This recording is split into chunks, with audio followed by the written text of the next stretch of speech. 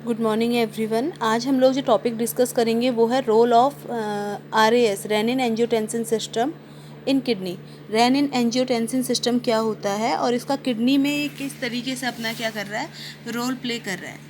तो renin angiotensin जो system है जिसे हम आरएएस भी कहते हैं, इसको हम रेनिन एंजियोटेंसिन एल्डोस्टेरोन सिस्टम भी कहते हैं।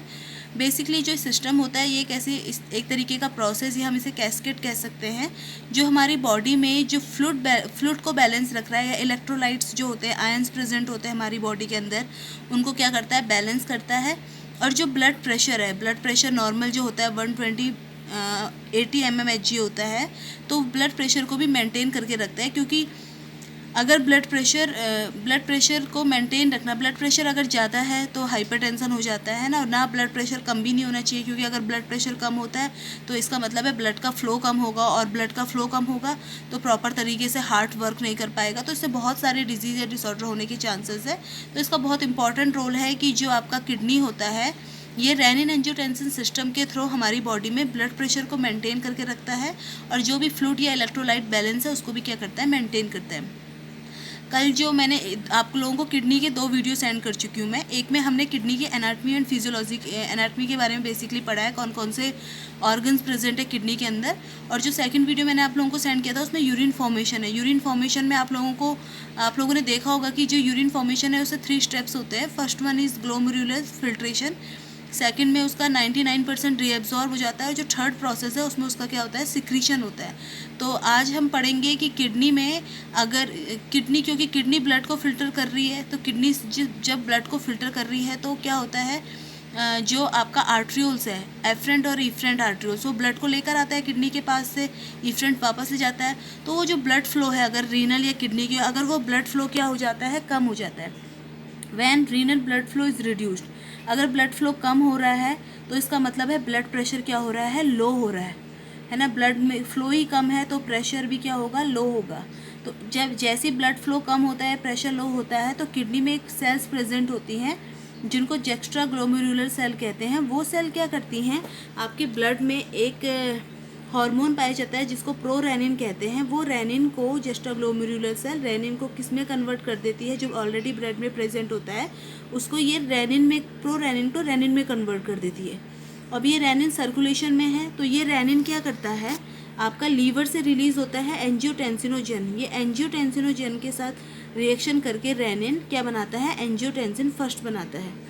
और जो ये एंजियोटेंसिन फर्स्ट है, ये एंजियोटेंसिन कन्वर्टिंग एंजाइम के थ्रू किस में कन्वर्ट हो जाता है, एंजियोटेंसिन सेकंड में कन्वर्ट हो जाता है। और एंजियोटेंसिन जो सेकंड है, इसका यही सबसे इम्पॉर्टेंट है, और इसका ही जो रोल होता है वो क्या होता है, ये हमारी ब्लड वेसल्स को कंस्ट्रिक्ट कर देता है, क्योंकि ये वैसो कंस्ट्रिक्टिव पेप्टाइड है। एंजियोटेंसिन सेकंड, जैसी ब्लड वेसल्स आपकी कंस्ट्रिक्ट हो गई, सिकुड़ गई, तो क्या होगा, जो ब्लड का वॉल्यूम है वो क्या हो जाएगा, बढ़ जाएगा, और प्रेशर क्या हो जाएगा, इंक्रीज़ हो जाएगा। इसके अलावा जो एंजियोटेंसिन सेकंड है, ये क्या करता है, ये हमारे जो किडनी है, यहाँ पे मैंने स्ट्रक्चर बनाया है किडनी का।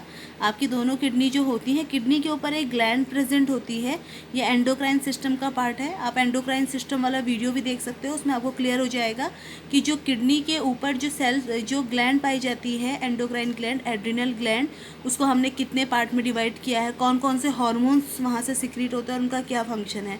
तो यहाँ पे सिर्फ एक हार्मोन की बात हो रही है।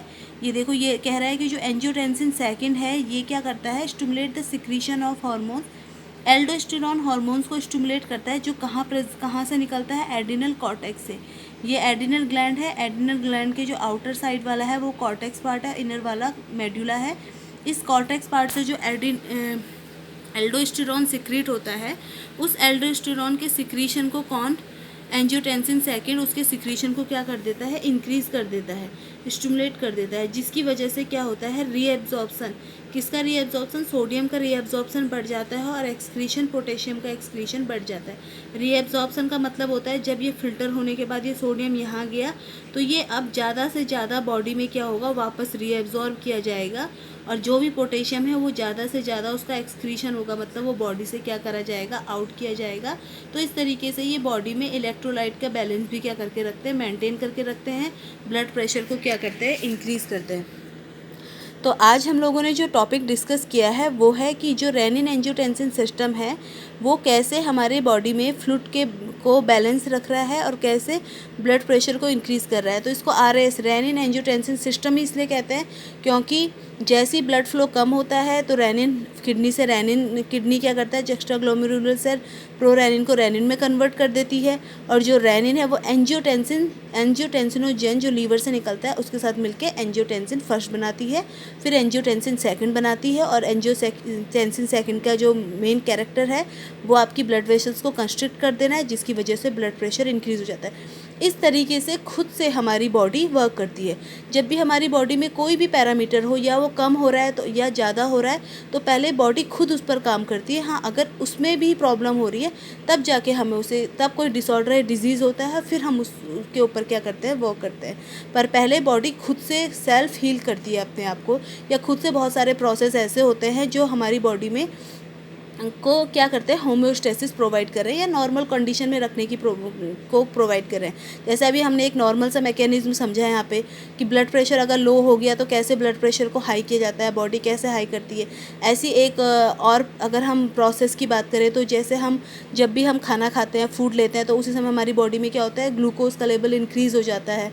और ग्लूकोज का लेवल जैसे ही इंक्रीज़ होता है तो आपको पता है कि अगर ग्लूकोज का लेवल बॉडी में ज़्यादा है तो उससे डायबिटीज़ हो जाता है।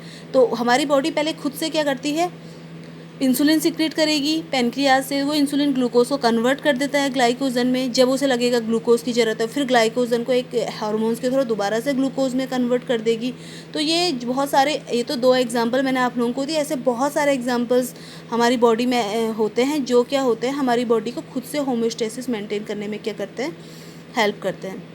आज इस टॉपिक को हमने डिस्कस कर लिया। अब नेक्स्ट उसमें मैं आप लोगों को बताऊंगी कि जो इलेक्ट्रोलाइट बैलेंस होता है या जो एसिड बेस बैलेंस होता है, किडनी कैसे एसिड बेस बैलेंस कर रही है, उसके बारे में डिस्कस करेंगे। Thank you.